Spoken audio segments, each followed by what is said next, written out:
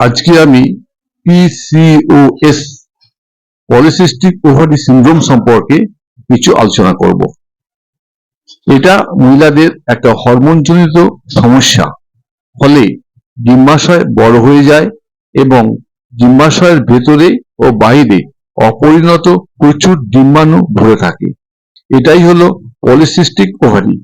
ওভারিতে এটা হওয়ার জন্য প্রচুর সমস্যা হয়, তাই বলা হয় সিনড্রোম বা রোগ গুচ্ছ। এতে ডিম্বাশয় থেকে ডিম্বাণু নিঃসরণ বাধাপ্রাপ্ত হয়, ফলে ঋতুচক্র অনিয়মিত হয়ে যায়, ফলে সন্তান ধারণ বেশ অসুবিধাজনক হয়ে পড়ে এবং বন্ধ্যাত্বের অন্যতম কারণ হয়ে যায়। সাধারণত প্রতি 5 জন প্রজননক্ষম মহিলার মধ্যে একজন ভোগেন পিসিওএস তে। রোগটা নির্মূল করা না গেলেও খাদ্যাভ্যাস ও জীবনযাত্রার পরিবর্তন এনেই এই অসুখকে নিয়ন্ত্রণে রাখা যায়। যদি মায়ের পিসিওএস থাকে, এর প্রভাব পড়ে পরবর্তী প্রজন্মেও এবং বেশি প্রভাব পড়ে পুত্র সন্তানের উপর। এর ফলে পুত্র সন্তানের ওবেসিটি আশঙ্কা তো 3 গুণ বাড়েই, সঙ্গে বাড়ে কোলেস্টেরলের সমস্যা ও ইনসুলিন রেজিস্ট্যান্সের ঝুঁকিও। ফলে বড় হলে তাদের ডায়াবেটিস এক প্রকার অনিবার্য।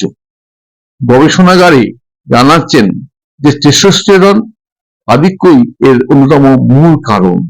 তাই কন্যা সন্তানের ঝুঁকি অনেক কম এবং পুত্র সন্তানের বড় হতে না হতেই পুষ্টিকর সুষম খাদ্য খেলেও তাদের শরীরে ফ্যাট জমতে থাকে এবং মায়ের পিসিওএস থাকলে গর্ভাবস্থায় ডায়াবেটিসের শিকার হন বেশিরভাগ মহিলা এবং 3.5 কিলোর বেশি ওজনের সন্তানের জন্ম দেওয়ার প্রবণতা বেশি দেখা দেয়। কাদের হয় পিসিওএস? 1 নম্বর, সাধারণত কারণ অজানা। 2 নম্বর, রোগটা হওয়ার নেপথ্যে বংশগতি ও পরিবেশের ভূমিকা আছে। 3 নম্বর, যেসব মহিলা ওবেসিটির শিকার এবং কার্বোহাইড্রেট সমৃদ্ধ রিচ খাবার খান তাদের রোগটা হওয়ার প্রবণতা বেশি। 4 নম্বর, যারা শুয়ে বসে দিন কাটান তাদের ঝুঁকি বেশি। 5 নম্বর, কিছু আলোচনা করব। এটা মহিলাদের একটা হরমোনজনিত বেশ আজকে আমি পিসিওএস পলিসিস্টিক ওভারি সিনড্রোম সম্পর্কে কিছু আলোচনা করব। এটা মহিলাদের একটা হরমোনজনিত সমস্যা। ফলে ডিম্বাশয় বড় হয়ে যায় এবং ডিম্বাশয়ের ভেতরে ও বাইরে অপরিণত প্রচুর ডিম্বাণু ভরে থাকে।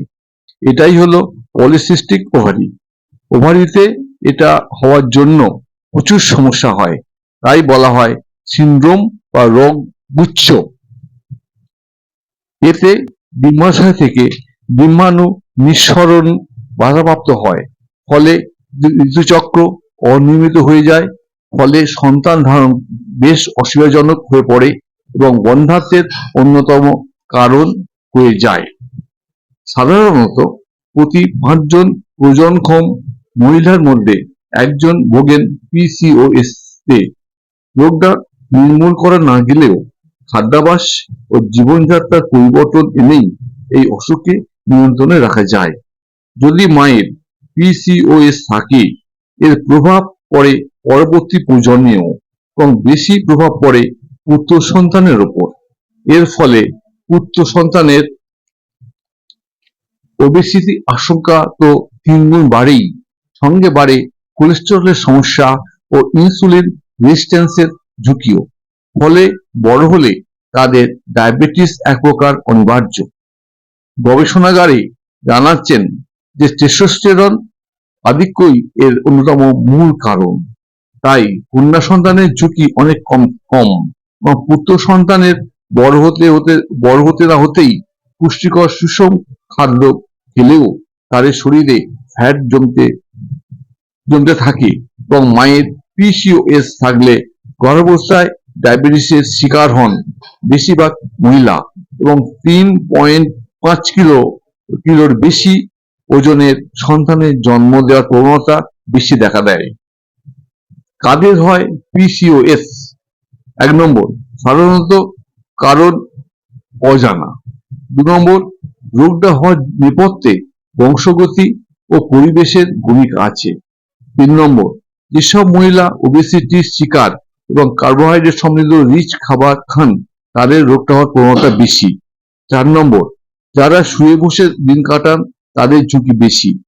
5 নম্বর, যারা প্লাস্টিক বোতলের জল খান বা প্রিজারভেটিভ মিশ্রিত খাবার বেশি খান তাদের ঝুঁকি বেশি। 6 নম্বর, যেসব মহিলার শরীরে ইনসুলিন লেভেল ও অ্যান্ড্রোজেন লেভেল বেশি থাকে তাদের ঝুঁকি বেশি। যেসব মহিলা নিজেদেরকে সুন্দরী করার জন্য ক্রিম বা ওই ধরনের জিনিস ব্যবহার করেন, এতে কি সমস্যা হতে পারে?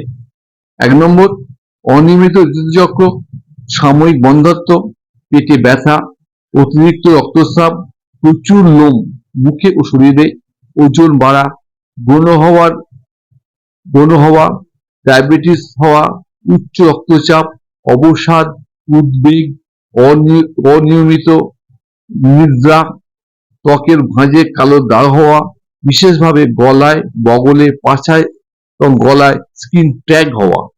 কি খাবেন?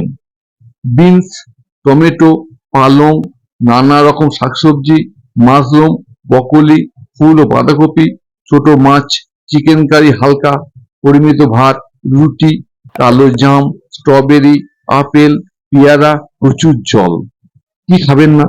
চিপস, চিকেন বা ফিশ ফ্রাই, যে কোনো ভাজাভুজি, কলা, মাখন, red meat, pizza, cake, candy, চিনি ও নুন। পিসিওএস কে সামলানো কি করতে হবে? সামলাতে কি করতে হবে? 1 নম্বর, ওবেসিটি কমাতে হবে, ওজন 10 থেকে 15% কমাতে হবে। 2 নম্বর, ব্যায়াম ও ফিজিক্যাল ওয়ার্ক করতে হবে। 4 নম্বর, খাবারে কার্বোহাইড্রেট, তেল মশলা, চিনি, নুন কমিয়ে সবজি, ফল, জল খাওয়া বাড়াতে হবে। চিকিৎসকের কথা মতো ওষুধ খেতে হবে। উপসংহার: এখন হোমিও মেডিসিনের মাধ্যমে বেশ কিছু বছর চিকিৎসা করলে ডিম্বাশয় সম্পূর্ণ স্বাভাবিক হয়ে যাবে এবং মহিলারা মা হতে পারবেন।